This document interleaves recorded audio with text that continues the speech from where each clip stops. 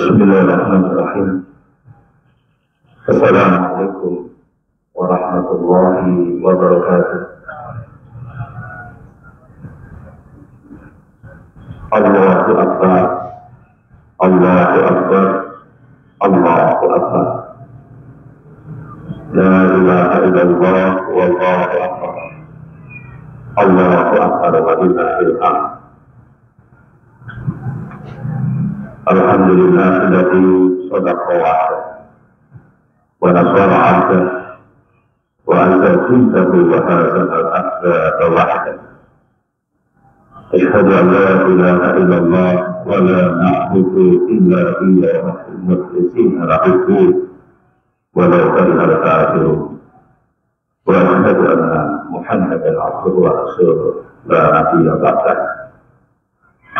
Allahumma sholli wa sallim ala Rasulillah Muhammadin ibn Abdillah wa ala alihi wa sahbihi wa man tabi'ahu bi ihsan ila yaumil qiyamah. Amma ba'd.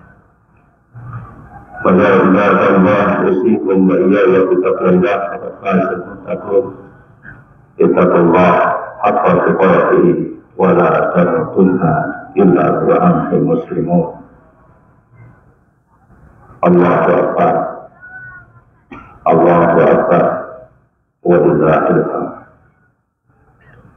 Ma'asyiral muslimin rahimakumullah.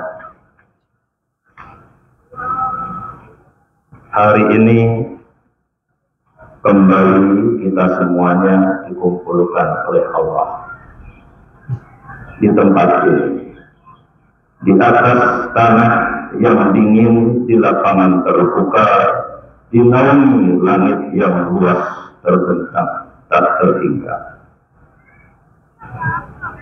Kita dengar gemuruh suara takbir di langit, menggema suara takbir yang sangat luar biasa, dan kemudian kita semuanya serentak sujud meratakan dahi di atas tanah seraya mengucapkan Subhana Rabbiyal A'la.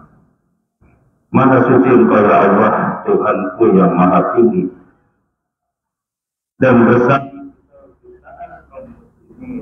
seluruh dunia melakukan hal yang sama.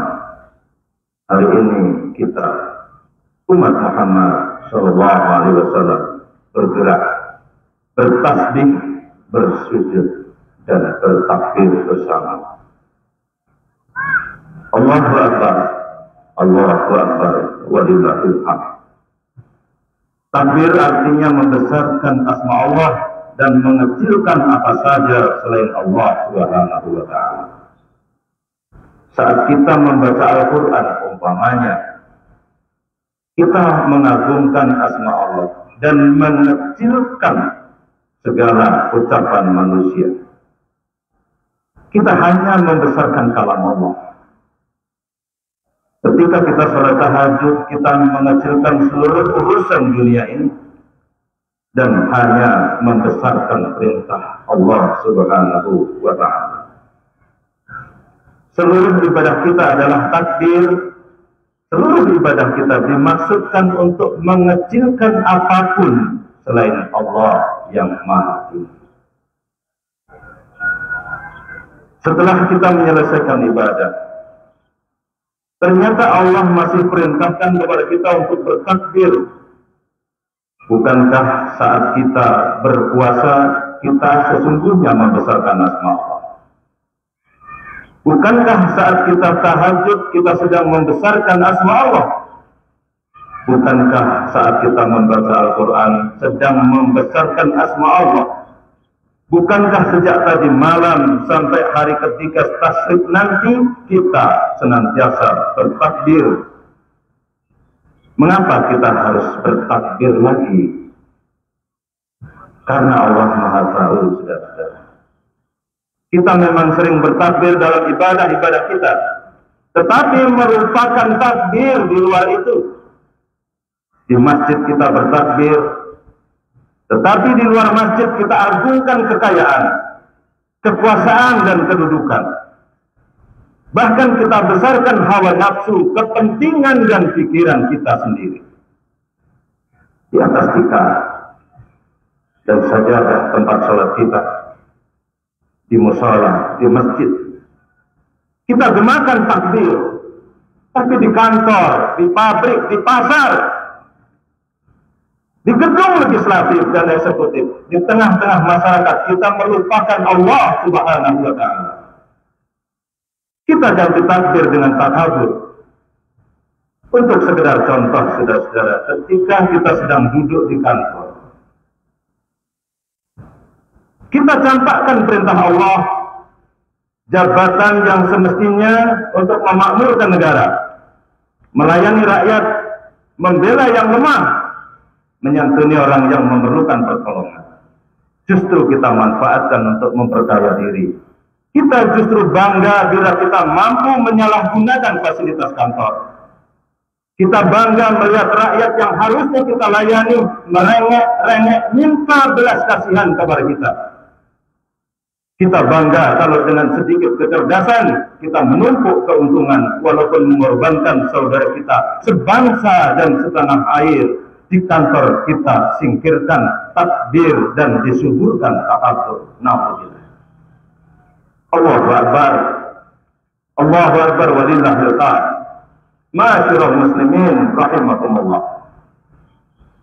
Bahkan ketika kita bersaing berebut pasar dan konsumen, ketika kita menjalankan bisnis, ketika kita bersaing berebut kursi legislatif atau eksekutif, Allah tidak hadir dalam hati kita. Kita lakukan dengan cara apapun, tidak peduli halal ataupun haram, tanpa memperhitungkan apakah tindakan kita menghancurkan orang lain atau bahkan menyengsarakan orang banyak. Kita melupakan Quran surat Al-Baqarah ayat 188. A'udzubillahi minasyaitonir rajim.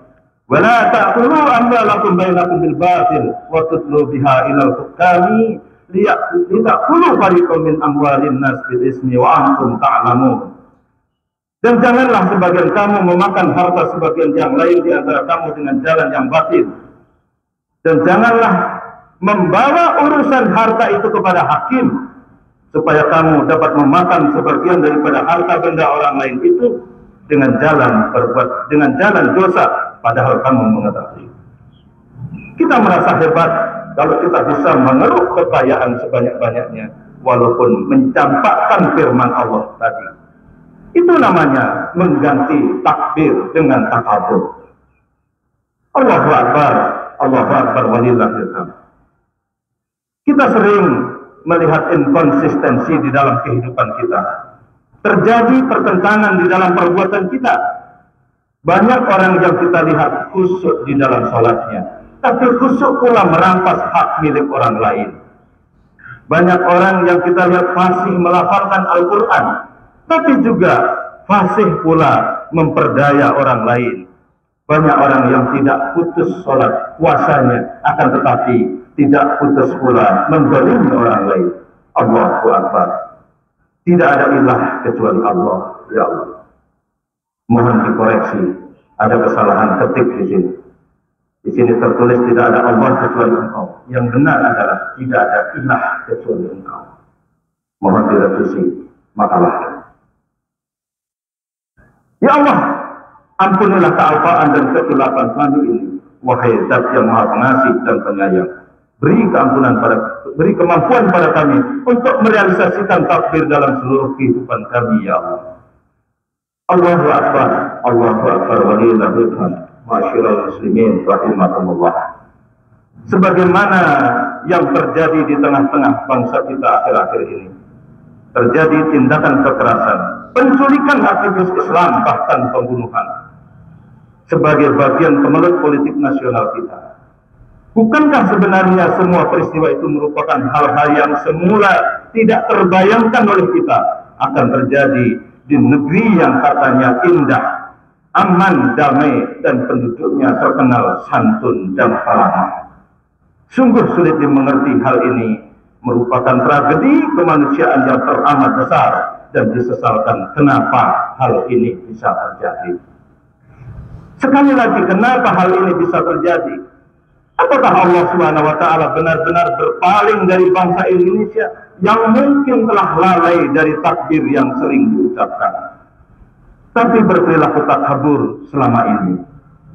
Sebagian besar di antara kita telah tenggelam dalam irama pembangunan yang cenderung materialistik, sehingga semua ini diukur dari sudut materi dan duniawi. Kita lebih sering menghormati orang karena pangkatnya, karena jabatannya, karena kekayaannya, bukan karena kepribadiannya, bukan karena amal dan manfaatnya bagi sesama, bukan pula keluhuran akhlaknya, apalagi dari ukuran iman dan takwanya kepada Allah Subhanahu wa Ta'ala. Karena itu, banyak orang baik difitnah dan dipenjara. Justru orang yang jujur dicemooh, yang miskin digusur dan dipinggirkan, sementara orang yang korupsi dilindungi, dan tidak jarang saudara di media kita saksikan vonis bebas. Bandar narkoba diberikan gerasi, dan yang wenang-wenang dipuja dan disanjung. Bangsa Indonesia tampaknya bukan bangsa yang pandai bersyukur, sehingga nikmat yang diperolehnya tidak barokah, bahkan berubah menjadi laknat. Allah berfirman dalam surat Al-A'raf ayat 96. A'udzubillahi minasyaitonir rajim. Walau anna ahlal qura amanu wattaqau la fatahna 'alaihim barakatin minas sama'i wal ardh. Walakin kadzabu fa akhadnahum bima kanu yaksibun. Jikalau sekiranya penduduk negeri-negeri beriman dan bertakwa, pastilah kami akan melimpahkan kepada mereka berkah dari langit dan bumi. Tetapi mereka mendustakan ayat-ayat kami itu, maka kami seksa mereka disebabkan perbuatannya. Negeri ini adalah negeri karunia Allah, negeri yang sesungguhnya diberikan fasilitas yang lebih daripada bangsa lain. Negeri ini sesungguhnya banyak fasilitas yang betul-betul akan memberikan kesejahteraan kepada bangsa ini. Akan tetapi saudara-saudara, karena kita ingin mengkhianati ayat-ayat Allah, yang semestinya hukum ditegakkan itu adalah syariat Islam, itulah yang kehendak Allah kepada kita semuanya, saudara. Akan tetapi sampai hari ini didustakan, maka barokah ini menjadi laknat, saudara. Allahu Akbar, Allahu Akbar, walillahil hamd. Kehidupan negara dan masyarakat Indonesia dewasa ini memang sangat memprihatinkan, baik di bidang ekonomi, sosial, dan politik. Dari hari ke hari jumlah pengangguran dan orang miskin Indonesia bertambah, seiring beratnya beban kehidupan yang harus dipikul setiap orang. Sementara pemerintah tidak bisa berbuat apa-apa, sebab mereka sendiri sedang menghadapi masalah yang luar biasa. Keterpurukan ekonomi yang tidak kunjung bisa diatasi. Juga utang luar negeri yang semakin membengkak. Pada saat yang sama justru aneh, mereka berebut kekuasaan. Yang lebih aneh lagi dalam situasi sulit seperti ini, praktek korupsi, merampok uang negara, merampok uang rakyat semakin semarak dan merata di seluruh negeri. Sulit bagi bangsa Indonesia untuk segera keluar dari kesulitan ini.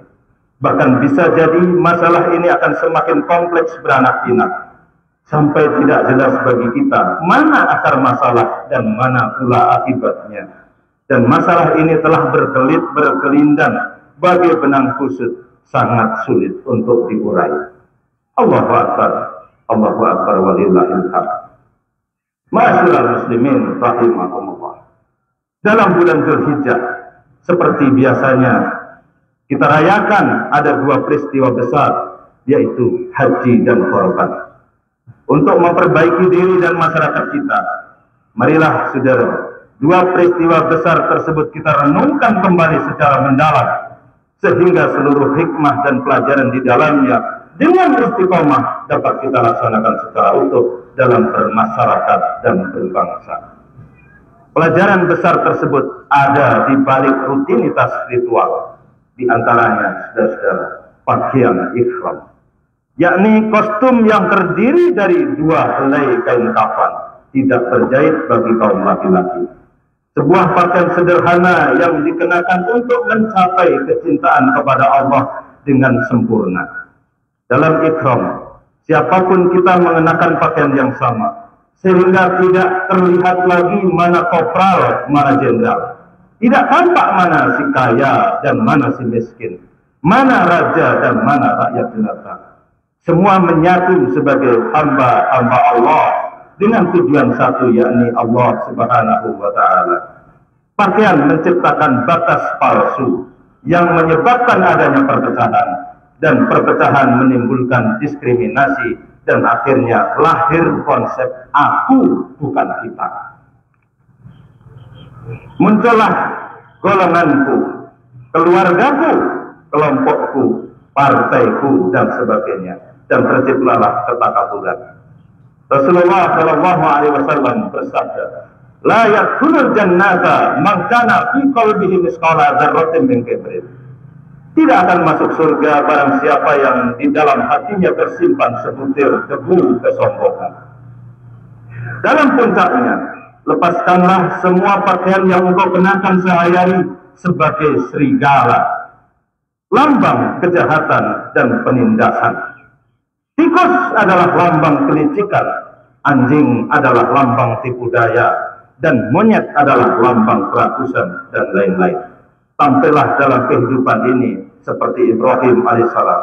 Quran surat An-Nahl, Allah berfirman yang artinya sesungguhnya Ibrahim adalah seorang imam yang dapat dijadikan teladan, lagi pula patuh kepada Allah dan hanif, dan sekali-kali bukanlah dia termasuk orang-orang yang mempersekutukan Allah. Allahu Akbar, Allahu Akbar, walillahil hamd. Tawaf adalah gerakan, pada awalnya seperti partisan, ikut-ikutan. Tetapi hakikatnya bukan. Dia adalah aktivis. Keikutsertaan dalam gerakan itu tiada lain adalah rasa tanggung jawabnya. Dia bagai air sungai yang turut serta menuju lautan. Konon, hal ini adalah salah satu sistem dari kodratnya alam. Bukan sebagai embun yang hidup menyendiri, akhirnya kering dan menghilang ketika sinar matahari menghampirinya. Makna simbolik dari tawaf ini digambarkan bahwa tiap diri seorang muslim adalah bersenyawa dengan saudara muslim yang lainnya.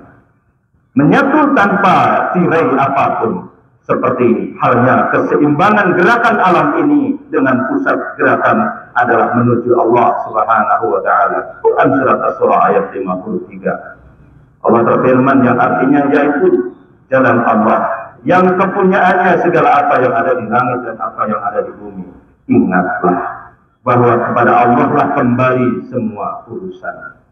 Sangat ironis realita kehidupan kita sekarang ini. Secara sadar atau mungkin sedang bingung sendiri, kita terjebak pemilu yang dibatasi tirai-tirai partai Islam. Orang bilang Islam adalah tujuan, sedangkan partai adalah alat untuk mencapai tujuan.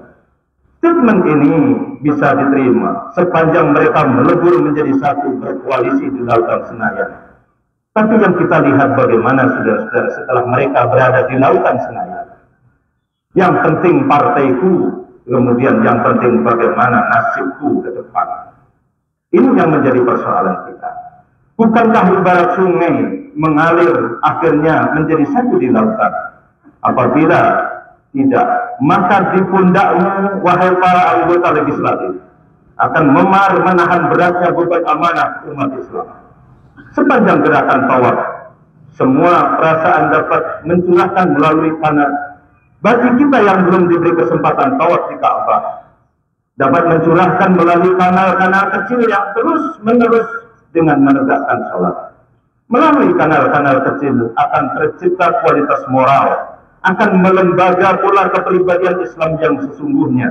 Bukan seperti realita yang kita lihat pada sekarang ini. Lahir pribadi-pribadi yang bermentalitas hewan. Seperti tegaknya hukum rimba, keserakahan, dan arogansi. Allahu Akbar, Allahu Akbar, walillahil hamd. Dalam gerakan sa'i tergambar Hajar dalam upayanya memperoleh kehidupan bagi generasinya di kemudian hari, yakni Ismail alaihissalam. Amanah yang dititipkan Ibrahim kepada Hajar pantang dikhianati. Hajar adalah gadis Ethiopia yang dipersunting oleh Ibrahim alaihissalam dan akhirnya dihijrahkan dari sungai Tigris Palestina, dihijrahkan ke daerah yang sangat tandus, yaitu di negeri Bakkah yang sekarang adalah menjadi Makkah. Baginya amanah adalah amanah. Hajar melepaskan motivasi yang terpengaruh dengan manfaat ekonomi di balik terlaksananya amanah itu. Dia tidak berpikir dari sisi ekonomi. Melaksanakan amanah rakyat bukanlah propaganda. Sejak Islam ini tegak di muka bumi, silih bergantinya imamah Islamiyah tidak pernah mendengar calon khalifah mempropagandakan sesuatu agar dirinya diberikan amanah. Bila hal itu terjadi di panggung politik Islam hari ini, maka hal itu lebih karena keterbelakangan penduduk Indonesia untuk memahami perpolitikan negara. Sehingga di balik kepercayaan rakyat itu, duduklah dengan manis seseorang di badan legislatif yang dianggap terhormat oleh sebagian orang itu. Lalu dari sana segala sesuatu bisa diatur, termasuk amanat rakyat. Allahu Akbar, Allahu Akbar walillahil hamd. Dan bisakah kita mengikuti tapak tilas jejak langkah Ibrahim alaihissalam, Hajar dan Ismail alaihissalam? Ketika mereka menghadapi iblis di Bukit Mina, Ismail alaihissalam adalah sosok yang dicintai, yang ditunggu kehadirannya, dan Allah berikan setelah Ibrahim umur 100 tahun. Dia Ismail digandrungi dan ditakuti kehilangannya. Tiba-tiba Allah Subhanahu wa taala perintahkan kepada Ibrahim alaihissalam untuk menyembelih Ismail alaihissalam. Demi cintanya kepada Allah Subhanahu wa taala, maka Ibrahim beserta istri dan anaknya bersedia melaksanakan perintah Allah Subhanahu wa taala melalui 3 kali mimpinya itu. Akhirnya mereka lulus sekalipun harus berperang melawan propaganda iblis beserta sekutunya yang sok menjadi penasehat. Aqabah, Wusta dan Ula adalah sasaran lemparan bagi pelempar jemaah. 3 patung ini adalah melambangkan trinitas bagi ketuhanan di dunia, terutama bangsa barat yang dikomandani oleh Amerika. Ironisnya, Amerika dan sekutunya sampai hari ini sanggup menjadi polisi dunia dengan modal menguasai media massa, baik media cetak maupun elektronik. Mereka sanggup mengubah opini masyarakat dunia, memutarbalikkan fakta, dan akhirnya melempar umat Islam dengan batu-batu yang dibuat oleh tangan Tuhan mereka, yaitu teknologi, untuk menghancurkan lawan politik di abad 21 ini, yakni kaum muslimin yang sedang menuju kebangkitannya. Rupanya idealisme umat Islam di Mina pada hari ini, pada saat ini, dibutuhkan segera untuk ditindaklanjuti realisasi global. Allahu Akbar, Allahu Akbar, walillahil hamd. Ibrahim saat itu dihadapkan 2 pilihan antara cinta dan kebenaran. Mengikuti perasaan hatinya menyelamatkan Ismail, atau mentaati perintah Allah SWT dengan mengorbankannya. Andai kata perintah Allah adalah agar Ibrahim mengorbankan dirinya sendiri, maka tidaklah sulit untuk menentukan pilihannya. Karena Ibrahim telah mempertaruhkan nyawanya demi Allah SWT. Inna sholati wa nusuki wa mahyaya wa mamati lillahi rabbil alamin. Itu pernyataan Nabiullah Ibrahim alaihissalam. Hadirin rahimakumullah, setelah sholat Id ini, tuntunlah Ismailmu. Siapakah Ismail kita itu? Kedudukanmu, harga dirimu, kekayaanmu, keremajaanmu, ketampananmu.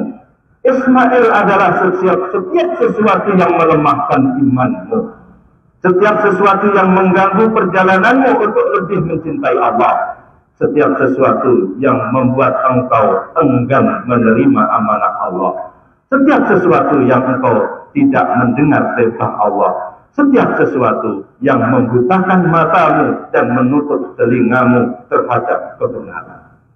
Kita sudah berkorban, segalanya tiada arti kalau kita tidak sanggup untuk meneliti apa saja yang menjadi Ismail dalam kehidupan kita, yang menghalangi kita untuk lebih mencintai Allah, yang menghalangi kita untuk menerima amanat Allah, yang menghalangi kita untuk menerima kebenaran.